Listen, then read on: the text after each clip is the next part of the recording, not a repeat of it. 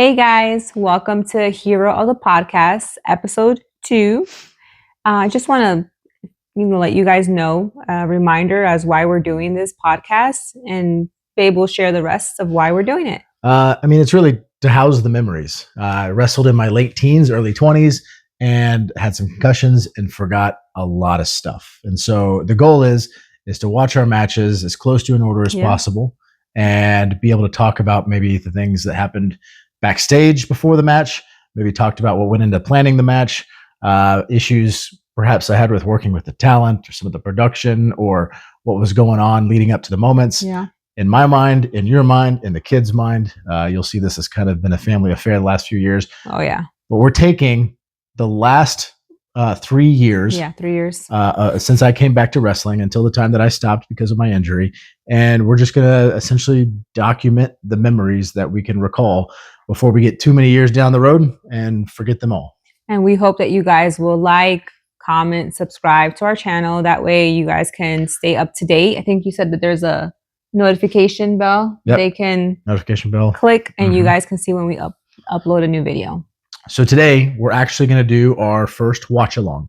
And as much as I wish it was the very first match that I came back, it's not. It's more like the third.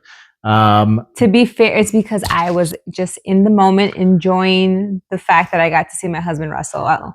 At the time, we were like so close to getting married. I think we were like a few days before our wedding, and this man decided, I want to wrestle before we get married. So that was fun. You guys will get to see my reactions afterwards and see why I am his biggest fan. That's true. I did not remember this was right before we got married. Yeah, I was not happy. You are a patient woman. Okay, so the first match for today, like I said, it's probably the third match. Took place in 2022 against Brixton Shaw at Red River Wrestling. Red River. I wrestled. This is the first place that I started wrestling a handful of times. I actually was supposed to have my very first match in Fort Worth, Texas, at the Ridgely Theater for IHWE, which was run by David Fuller. However, due to predictable circumstances with old David, I got postponed until I got a call from Matt Palmer, who was then booking Red River Wrestling. Shout out, Palmer. Thank you, Palmer. And he said, hey, you want to come in? I know you want to do one match, maybe two, maybe three, and we can put something together. Well, thank you, Palmer. Appreciate the opportunity, but one match turned into three, which turned into, 3 years later. 3 years later, wrestling nearly every weekend. Yes. And the goal there, or the feeling there was, as long as the kids and us are having fun, we're just going to keep doing it. Yeah. But this was a very interesting time. If you want to watch the match without our commentary or anything, we will put a link for the match in the description. Yeah. And you can just watch that. We're going to start it. Unfortunately, the camera skills early on were not where maybe they needed to be. I got better. It gets better. But so this match starts a little bit in the beginning. So you're going to see us kind of pick up as the match starts. Essentially what you missed from what I can recall is just kind of some brawling, because we'd already kind of built some animosity between myself and Brixton, who's the heel, and myself, who's the face. So you're going to see us starting off in this last man standing, kind of already going when the film starts. But we've got a good 22, 23 minutes, I think. You're never a heel anyways. Yeah. I just thought about that. I'm a hero. Like, why would you say that? Yeah, I'm a hero. Not even a, yeah. I've always been a hero. Always a hero. Always been a good guy. Yeah. No, but to kind of keep your interest, we'll even one day talk about how that all started, because at this point it's not there. So let's start the match. It looks like Brixton Shaw has me in the ropes, and he's taking it to me. So let's get this started. Boo. All right. Classic heel move. I'm trying to get in the ring, and Brixton Shaw kicks the ropes into my gonads. What a cheater. God, look at my legs there. So like they were pale. Look at my paleness, and look at my skinny legs, and look at my tights. Yeah. So for those of you who don't know, back when I first started wrestling, I wore trunks, and naturally I thought, well, I'll wear something very similar to what I used to wear when I wrestled, and did not realize that I've been skipping leg day for a lot of years, and how much it truly showed in this match here. You hated leg day anyways. Yeah, and I don't think I realized how pale I looked. I looked pretty pale. Yeah. Yeah, you do. So obviously I get better, but again, the goal here was not to keep wrestling every single weekend. The goal was just have one match here, maybe two or three, and then go back to just regular life. Yeah. But as you guys know, the wrestling bug, if you're a wrestler, the wrestling bug hits and you can't stop. So, Now there I go. Come on, Eagle. You get excited watching this. I'm a huge fan. yeah. So interesting little tidbit here. When Matt Palmer called me and said, "Hey, we'll do an angle with this guy Brixton Shaw," I had no idea who Brixton Shaw was. I'd never met him before. I actually reached out to him through Facebook, I believe. Yeah. And I said, "Hey, you want to get together, lunch on me, and we can just kind of chat about this match that we're gonna do."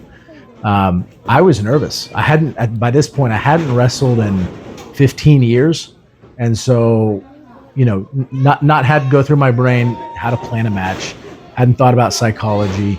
Hadn't really thought about anything, and so that was a little bit of an oversell. Okay, not too bad. And so I got together with Brixton and met him at where was it?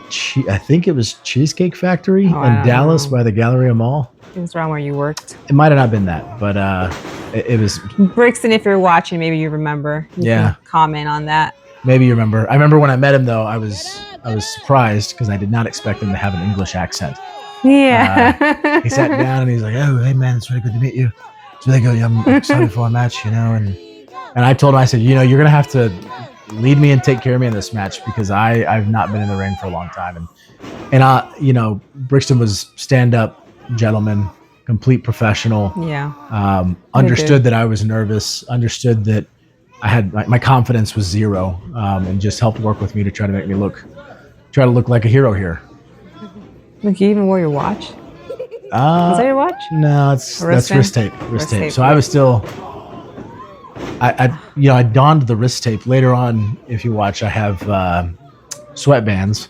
Yeah. Because as I got older, I sweat a lot more. A lot more. Those tapes used to be drenched in sweat. Yes, and so the sweat would get into my eyes, and my eyes would start burning and make it difficult. So I would use the sweatbands to start wiping my eyes out, which that's the whole reason I did that. Which later we kind of incorporated that into the use of probably one of the most devastating moves out there, the hero's elbow. Aww. Rarely hit, but when it was effective. They never took that move. It was effective. Oh, look at this. This referee, I don't remember what her name was, but we only saw her there at Red River a few times, and then I think she started wrestling. Oh, is that right? I have no idea where she went. Yeah, because I think she wrestled a few times and then. Oh, I know. Oh my gosh. Okay, so that was probably the highest bump that I'd taken since I'd come back. Look at those abs, though. They're looking pretty good. Yeah, better than they do now. That's for sure. Oh my gosh, this guy. Okay, so this was a last man standing, and so we're gonna start. Looks like getting some of the toys out.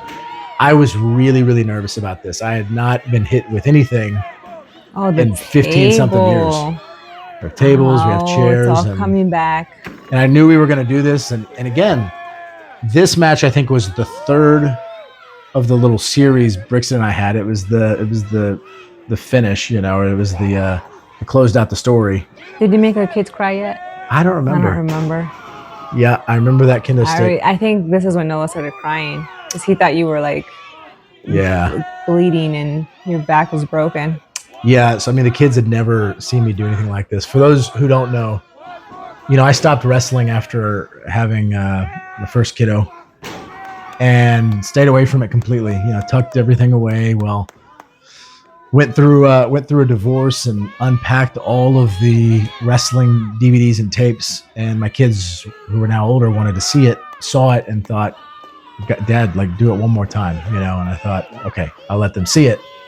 But again, this turned into 3 or 4 years of a interesting journey. Yeah. Dad, get up. That's funny. Oh, you got him. Yeah. it was a shock to be hit with something after not being hit with it for many, many years. Oh, I did remember, if I'm gonna hit someone with a chair, bring it. So that part was not lost on me. God, look at those skinny little legs. I'm like a stick figure, bottom half stick figure. oh my gosh. Quickly realized that I was no longer a trunks guy. That's after I reminded you that you weren't. Don't take the credit. I'm the one that told you to get the pants. And you were like, no, babe, no. I always wear trunks. This is fine. So I remember this part specifically. The adrenaline like really kicked. Like the fans on the ring side there were really getting excited, and I got like I don't know, I got a feeling that okay, this is fun, and I missed this, and I just remember having that specific feeling. One thing, so I'm not a big fan of anything that's hardcore. It's not my style. But one thing that I do like about these type of matches is that there's the moments you have that are structured within the match. They're kind of like their own little scene, and I really enjoy acting, and so Yep. as you have little scenes inside of the match, it actually makes the match really easy to remember. Whereas a traditional match, obviously it's kind of structured a certain way. For those of you who have wrestled or watch any of the podcast, thousands of podcasts out there, but these type of matches, because they involve very specific weapons or moments outside and inside, it becomes like a little scene inside the match, and it makes it really easy to remember. So you can spend some quality time in a character moment or really selling something. That's what I enjoy watching. And not have to think about, okay, what's next? It's it kind of all fits together. Come on, Eagle. Get up. Yeah, there's one of the kids yelling, "Daddy, get up."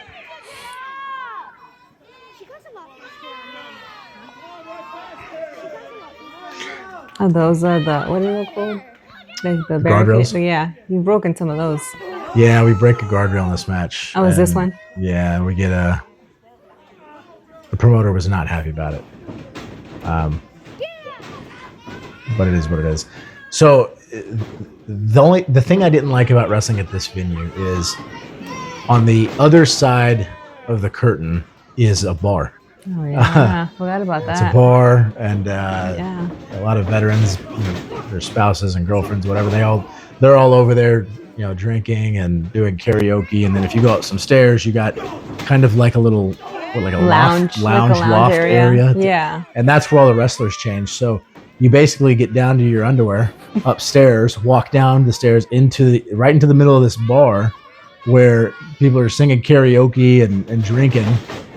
And then you walk through the curtain out to the crowd. And then if anybody in the crowd wants to go get a drink, they also go through the curtain to the bar. And I remember, for me, when I would work years and years before this, like the wrestlers don't interact with the fans, and the fans aren't supposed to see the wrestlers together. And it just broke all these like kayfabe rules that I had known. So it was very off-putting at the time. Okay, so there's no way that I do something off the top rope. I don't think so. I think remember, he pushes you. I remember specifically. Well, maybe I do. Oh, that wasn't the top rail. Yeah, I mean, and really he rope. took the bigger bump. Yeah. I remember when I came back to wrestling thinking, I don't want to do anything off the top. Like, I don't want to take a bump off the top. Like, that's too high of a bump. Yeah. I don't get in the ring and train enough. It's just too risky. Now knowing what I know about my back, it's probably a good thing I never did. Thank goodness. Here you go. It was cool, hearing the crowd actually get into it and get behind me. I'd only been to this promotion a couple times, and That was a long drive, by the way, all the way from Fort Worth, whatever part of Fort Worth we live in. Yeah, it was a good 2-hour drive to get there. Yep. And they ran on Fridays, right? Yes. So I would leave work in Dallas, drive all the way down there, you guys would meet me there. Yeah, we had to get the kids and get them all packed up in the car. And we would get an Airbnb locally, and Yeah, that was fun. a little miscommunication there. Not sure what happened, but it worked. But yeah, we get an Airbnb around. That was some nice memories that we had, was staying in Denison. Yes. And they had a nice little small town, downtown. The Christmas time was the best time. Happened to be down there during Christmas time. They had a carriage ride, and it was a nice so little family awesome. thing to do. Yeah. After a night of wrestling. That was awesome. Okay, Brixton. Yeah. Oh. So at this point, you don't really see me picking Brixton up and slamming him, or picking him up and throwing him. And there's actually a reason for that. I didn't have the confidence that I could. Having not wrestled for so long, I didn't know. You've come a long way. Yeah, I didn't feel like I could confidently pick somebody up and slam them. So I remember specifically adding that piece to the match, having Brixton tap out, and I wanted that because, you're gonna see the ending, but I wanted the fans to see that, oh man, like Eagle could have beat this guy, or should have beat this guy if it had been a traditional match. Right. I thought it kind of made me still look strong, despite where we're going to lead to here in the end.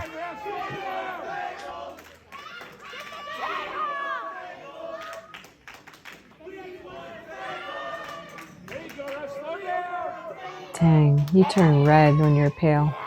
I turn red? Yeah, look at your back too. It's one of those kendo sticks. I know. I was so worried. I was like, that's going to be the ugly, ugly bruise. Dang. Look at my guns. I was looking at your abs. Looking pretty jacked there. So I'm not really sure why we went to a submission tap out to right to another submission. Oh, I remember what we were doing there. I was trying to hurt his legs so bad that he couldn't stand. That's what we were doing, because it's a last man standing. Gotcha.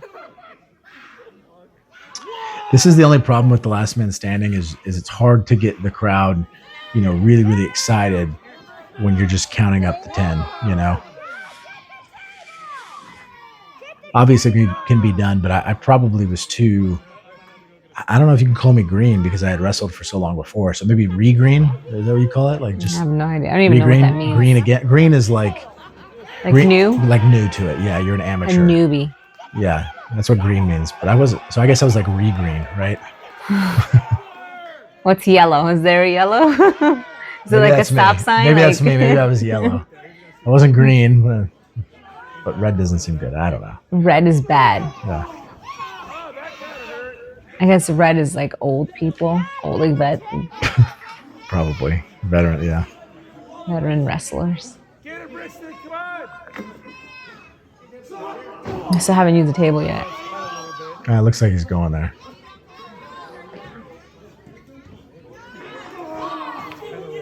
Yeah, there were a lot of things in this match that I was not planning on doing. I remember actually when Palmer and I were kind of talking about what the plan was. I shouldn't have done this. There was no one to hold the rail. That wasn't a good move. In the past, I remembered when I wrestled a local place called PCW, we had people holding the rail. Shouldn't have done that here because we didn't have it. Look at Emma. She was so little. Oh, yeah. Did you catch a glimpse of her? Barely. She's really into it. Yeah, so in the front row there, that was our oldest daughter, who is now 14 and looks like a young woman. Mm-hmm. Definitely look like a kid there. Come on, Eagle. Get up!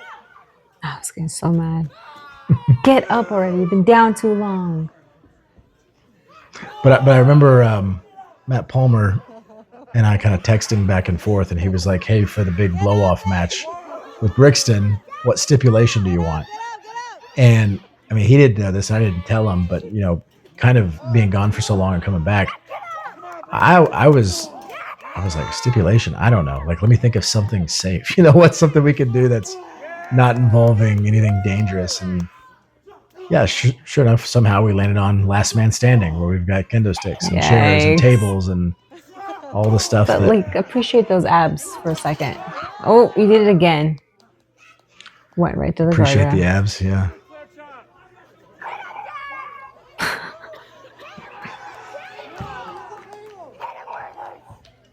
I think your brother and Meg were actually there too. Oh, maybe so. I forgot they came to a few of those. Yeah.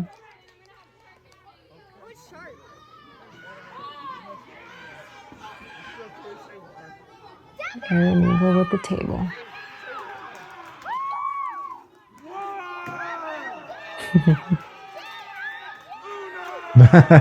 You can hear my kids yelling behind you, turn around, behind you. He doesn't turn around. Do you not hear us? There it is. There you go. Family. Crowd like that. Yes, Eagle. It's crazy because they didn't really know you and they're like cheering you hard. That was pretty cool.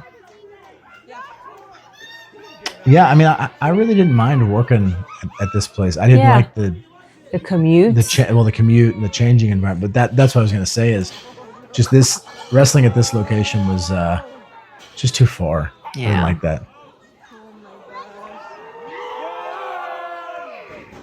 So hindsight, looking back on this, if you saw in the background there, I was going to grab a guardrail. Yes. What I should have done was expected that, Brixton being slammed through the table would have been enough to win the match.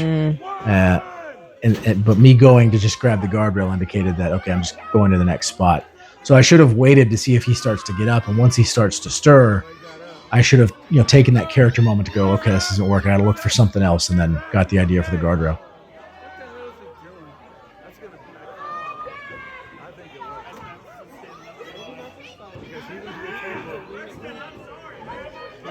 Oof.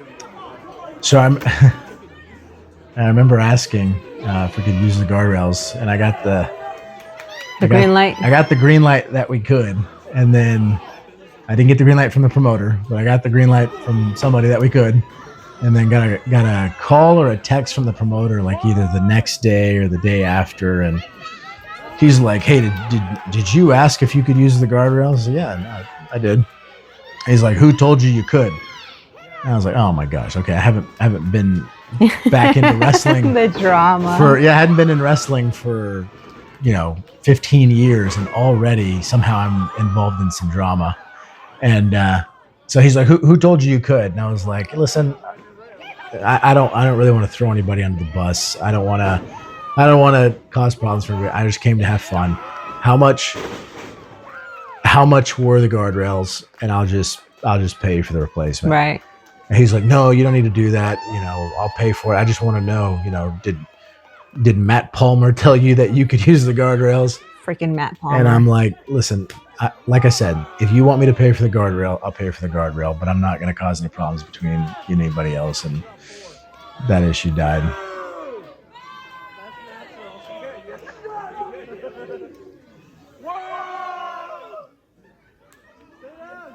The guardrail hurt though. Did you go through it? I don't remember. Yeah.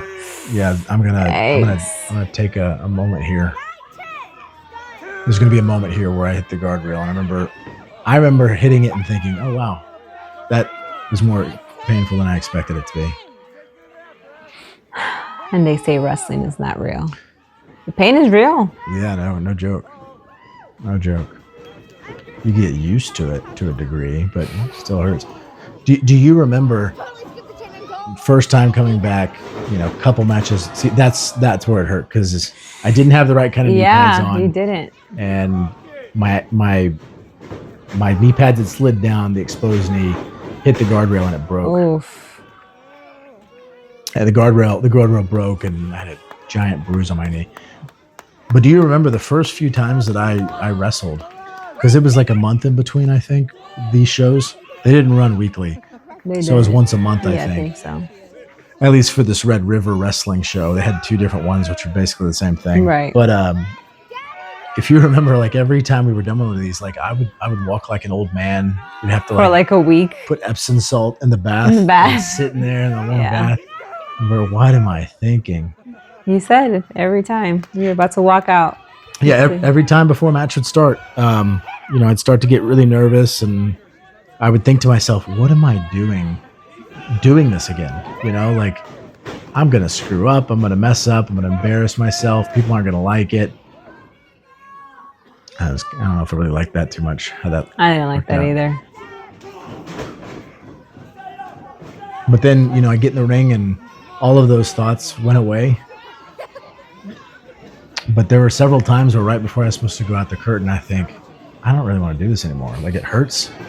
I don't have the confidence that I feel like I should have. Oh man, not again.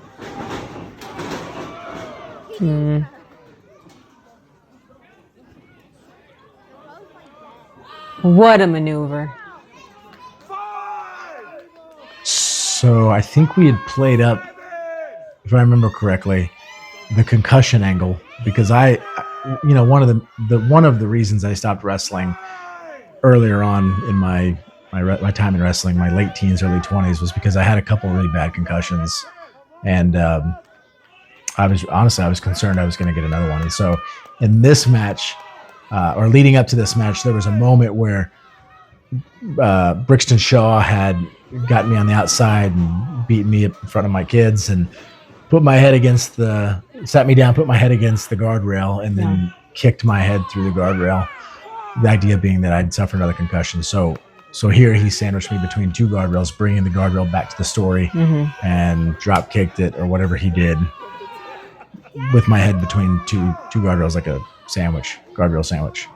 And that's how, I ended up losing.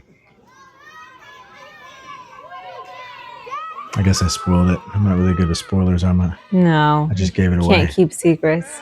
Or did I? Am I just trying to throw you guys off? No. Definitely ruined it.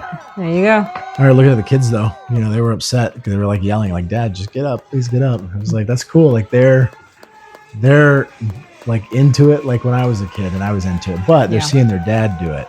Whereas when I was a kid, my dad had nothing to do with this kind of stuff.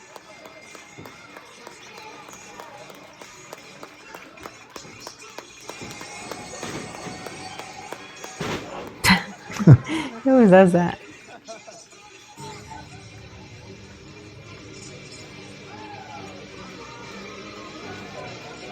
He's such a bad guy. Such a bad guy. Oh, there goes Palmer. Yeah, this was cool. Palmer early on would, if there was a big moment or something where it looked like I could have hurt my head, he would legitimately come out and check on me and make sure I'm okay. And I remember that was... That's awesome. That's cool. It was touching. He's a good dude. Very good dude. I was not happy seeing this. Palmer and I have a history. For those of you who don't know, we went to the same high school. I don't recall ever seeing him there, and I don't think he recalls ever seeing me.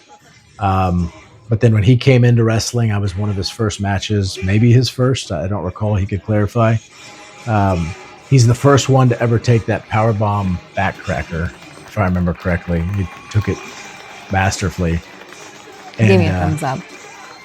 He gave her a thumbs up. No, that was you. You gave me a thumbs up. Oh, I did. Okay. Yeah, you were telling me that you're good because you know that I was very worried about you. And Palmer and I were actually roommates for a year and a half, something like that, in a one-bedroom. So, yeah. Think what you want. Leave that to your imagination, how we made that work. But there's magic between us, I'll say that much. Yeah. But that's the first match in the books, myself versus Brixton Shaw, 2022. And it was near, I think it was October. Yes. January? That was January. No, that was January. We'd already. I was going to say that was. So I started late 2021. 2021. All right, late 2021. And it was like October, November 2021. Right. It was like around my birthday or something. So first matches in the books. After this, we were religiously consistent about recording every single match that we had, and so I hadn't learned how to do horizontal yet. I was still working the vertical angle. It gets better. I don't know if it's like you didn't know how to do it. You didn't know it would be better. That's what I'm saying. Like it wouldn't look better. I didn't know. Yeah, and then eventually you learned about doing it in cinematic mode. That was fun. I just don't want the fans thinking like you don't know how to hold a camera this way or that way. I mean, if you guys are true wrestling fans and you guys have been to his matches, I can work the camera. You know that. You see me there I'm always recording. I'm always yelling the loudest. So the true fans know. Yeah. Mrs. Hero is always recording well. So this is fun getting to kind of watch these. I'm looking forward to watching some of the little vignettes that we do. Yeah. Oh my gosh. The funny little moments. We're going to talk through those. I don't know why I indulged you in this. It was so much fun. I created a monster. Talk about some of the ideas that I got to come up with and see come to life in the ring. Some of the ideas that I didn't come up with, but ended up being able to see something come to life that none of us expected. Yeah. There are some wrestlers out there that were interesting to work, and I look forward to kind of talking about that and giving you guys the dirt on that. There were some promoters that were interesting to work with, and I look forward to talking through that. I do appreciate all of the promoters that knew that you came along with a whole family of 5 other people, and they let you do it. That was part of your deal. Yeah, I'll wrestle for your promotion, but I'm bringing the football team. Yes. And they were all very kind and had no complaints, even though I've heard horrible things about a lot of promoters. They've all been accommodating, and I appreciate that. So, I've had a great experience in the wrestling world because I just go and mind my business. So, well, yeah, I don't know. I've made some good friends. I think you mind your business, but you absorb a lot of information that you tell me later that I didn't pay any attention to or care. You're not supposed to say that. Oh, gosh, now they're gonna tell me anything now. Yeah, it's great. You just ruined it. We don't need to know anymore. We're not going to be wrestling, so it's over. But anyways, thank you all for watching. Thank you all for, if you subscribing. If you haven't, like, what are you doing? Are you just asking to get canceled? Give us a thumbs up. You need to subscribe. You need a thumbs up. You need to comment. You need to share with your friends.